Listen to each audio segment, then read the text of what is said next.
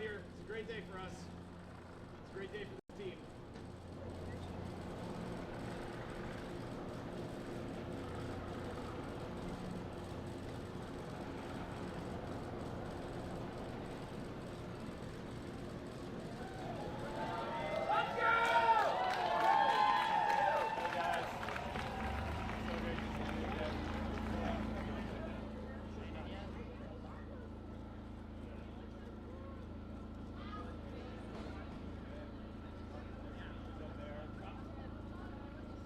I gotta hide behind the pole, man. Yeah, they don't want to send the word.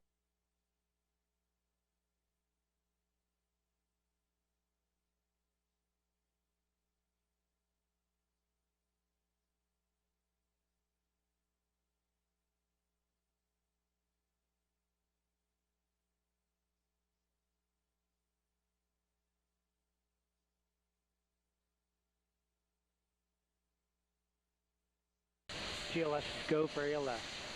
Great call out. The rocket is on its own. 4 brave explorers ready to ride the most powerful rocket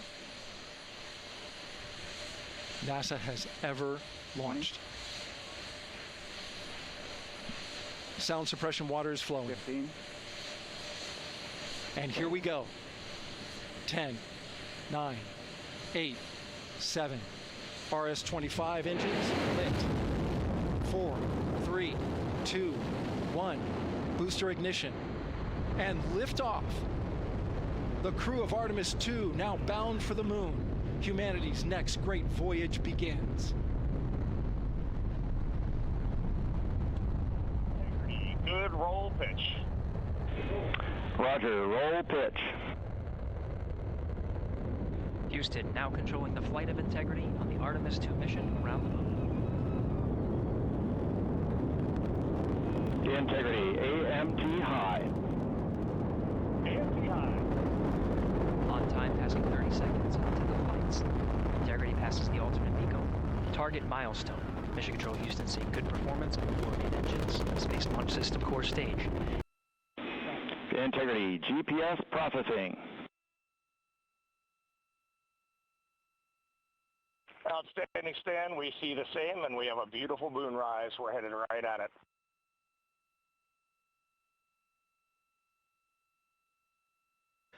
Approaching 5 minutes into the flight, Commander Reed Wiseman confirms he has visuals of his destination. GPS guidance, navigation, and control software finishes internal checks and sends to navigation channels.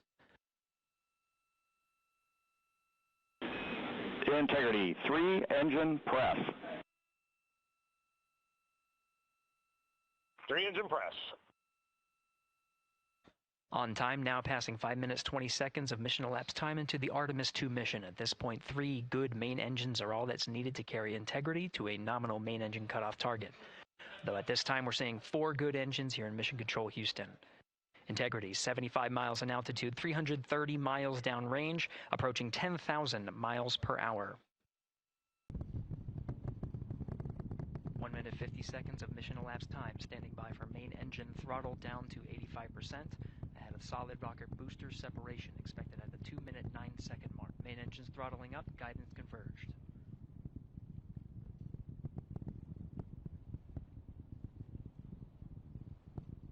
Outstanding, Stan. We see the same, and we have a beautiful moonrise. We're headed right at it.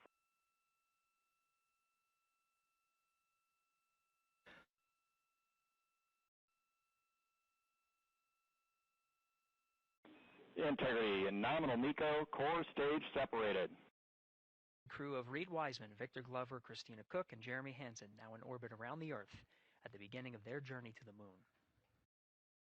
We're here at the Kennedy Space Center looking at a beautifully empty launch pad because 4 astronauts are now on their way to the moon. The SOS rocket lifted off practically right on time. First launch attempt out the gate. It was just amazing. The rumble, the thunder, it was just brilliant watching that rocket climb through the sky.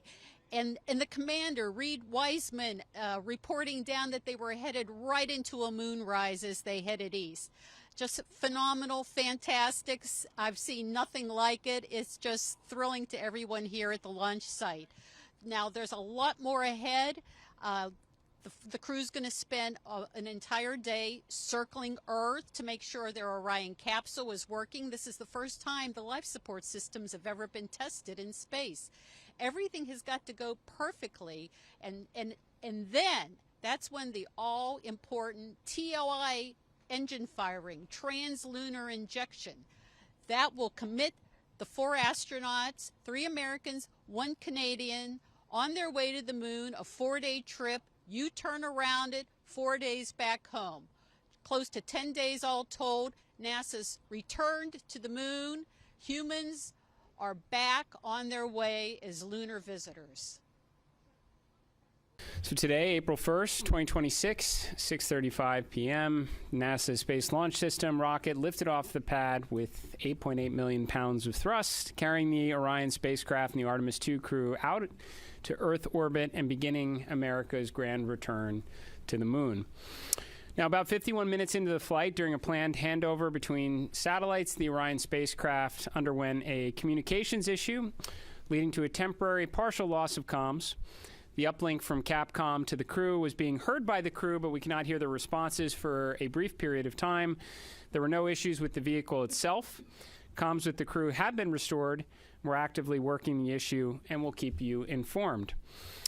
The Orion spacecraft has successfully separated from the core stage, and its solar arrays have been deployed as planned. Soon the crew will execute the apogee raise burn, placing the spacecraft into a stable, high Earth orbit as we prepare for the translunar injection and the journey into cislunar space. NASA astronauts Commander Reed Wiseman, pilot Victor Glover, mission specialist Christina Koch, and Canadian Space Agency mission specialist Jeremy Hansen are safe, they're secure, and they're in great spirits. We will continue to monitor their health and the status as we move into the next phase of the Artemis II mission. So after a brief 54-year intermission, NASA is back in the business of sending astronauts to the moon. We have arrived at this point through a sustained effort, a national commitment, and the work of thousands across the agency, our industry partners, and our international allies. I want to personally thank the ground crews, pad controllers, the entire workforce here at Kennedy Space Center. This mission belongs as much to you as it does to the crew. The crew is now in the capable hands of Mission Control Houston, the Johnson Space Center, where teams will guide Orion through each phase of the mission with the same discipline and precision that has brought us to this moment. We've certainly been here before. We know the challenges ahead. We have a lot of checkouts to get through before TLI. And when, if all goes well, everything is go, Artemis II will be moonbound. You have our commitment to keep the public as informed as possible on this historic mission. And we will celebrate when we will hold our celebration until this crew is under parachutes and splashes down off the west coast of the United States. Thank you.